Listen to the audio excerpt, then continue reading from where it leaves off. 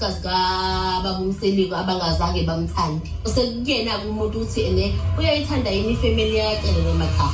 Hey guysini nina kuthiwa ubaba wakhe wagula after eboneni yini namgulisa samgulisa kanjani waphela ingelo langa lawasinika igusha sasikhuluma naye kathi ngalo langa kwakumnandi kabi si happy ubukho bethu nibabumjabulisile ngoba safezekisa iphupho lakhe lika number 5 akade uyifuna mina sengiyazi noma yini la ekhaya wrong umacele so mase kufaka nefamily yakhe yefuthi ke okay all is well. Yabona mina into engase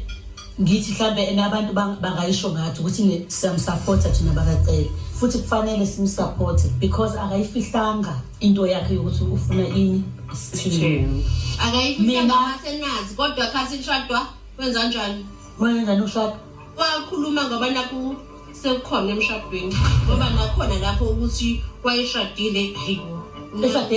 wayishadile noma sawu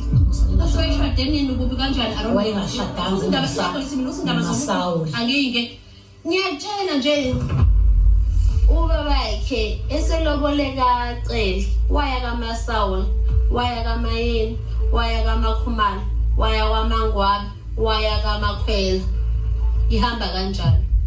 imele matonje ngoba uthwale icala kangaka la lokho lo wathatha indawo bafo uthwale icala nawo nalokuthi wena wathatha indawo yomunye umuntu uMasawu phela uyena futhi nje unumber 2 kunjalo ihistory nje iyekeni kahle uMato